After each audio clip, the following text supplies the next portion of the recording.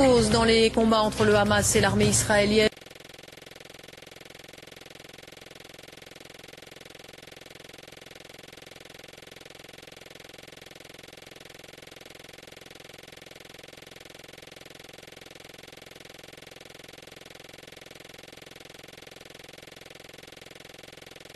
Les deux parties rejettent la résolution de l'ONU appelant au cessez-le-feu immédiat.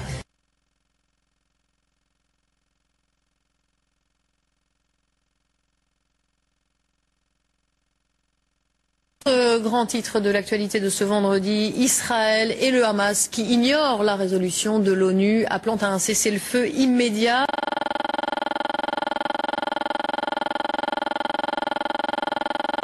Les deux parties ont décidé de poursuivre les combats.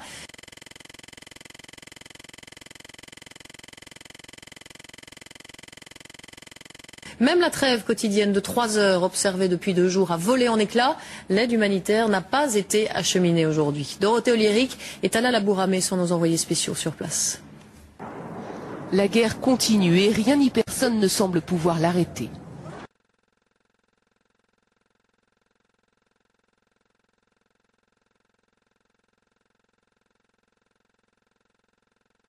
Sur le terrain, les militaires israéliens poursuivent le boulot qui leur a été assigné.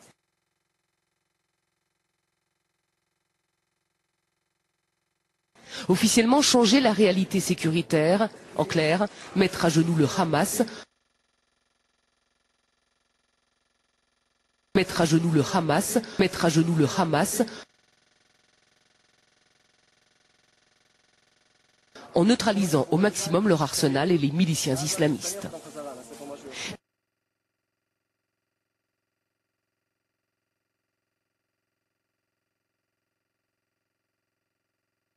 L'occupation qui ne peut aller sans oppression, répression, expulsion.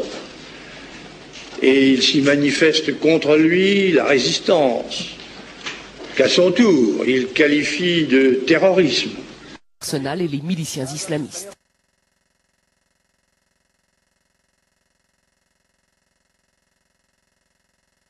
Mais à Gaza, ceux qui tombent sous le feu israélien sont aussi des civils.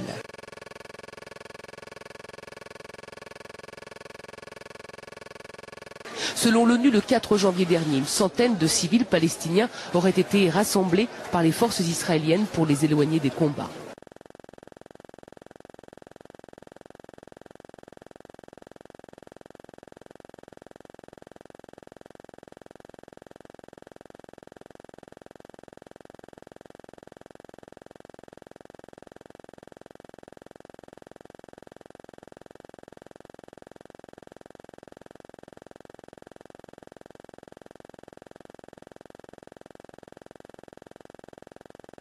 Mais la maison a été atteinte par un obus et 30 civils auraient alors trouvé la mort. Dans cet hôpital, les blessés témoignent sur cette nouvelle attaque israélienne critiquée par la communauté internationale.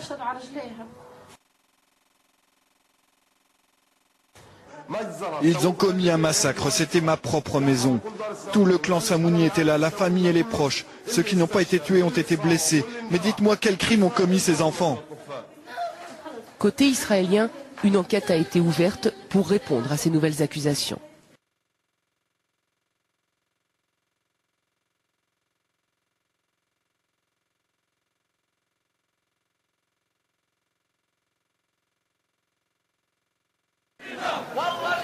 La colère monte et en ce vendredi, ce sont des milliers de Palestiniens qui sont descendus dans les rues de Cisjordanie pour protester contre l'offensive militaire israélienne.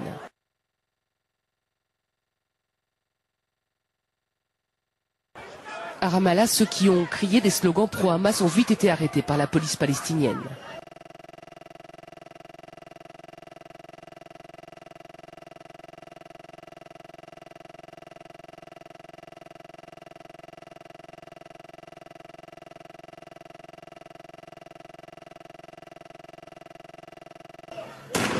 À Hébron, la police israélienne a tiré des gaz lacrymogènes et des grenades assourdissantes pour dissiper une foule très remontée.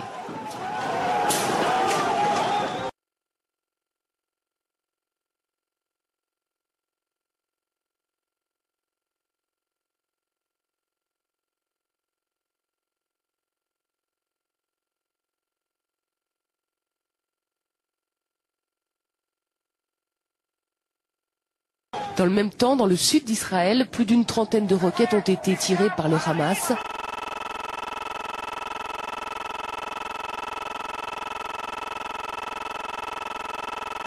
Des missiles qui visent les civils israéliens.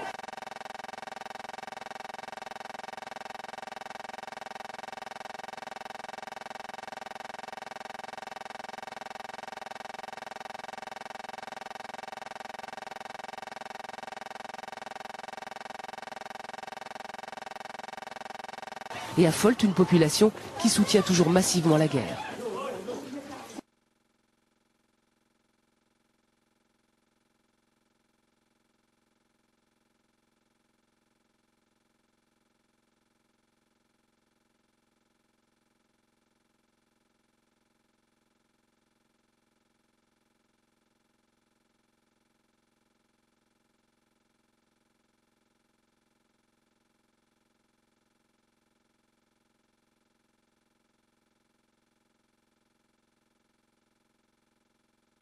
Et on retrouve notre correspondant à Jérusalem. Bonsoir Charles Anderlin. Alors l'opinion publique israélienne est donc toujours massivement derrière le gouvernement.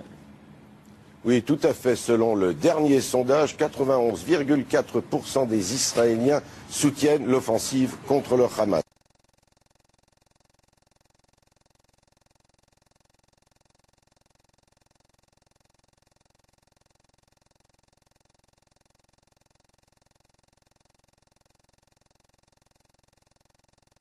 Le pays est littéralement mobilisé en faveur de ces soldats et des populations du sud d'Israël.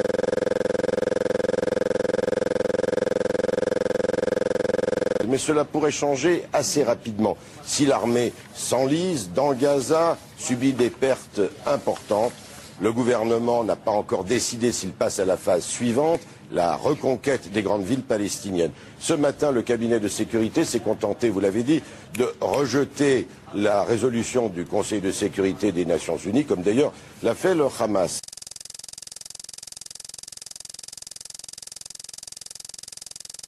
Mais dès ce soir, 2 émissaires du Hamas ont quitté Gaza pour le Caire pour des négociations. Donc la région est à nouveau à la croisée des chemins.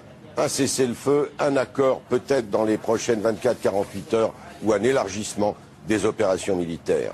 Charles Anderlin en direct de Jérusalem.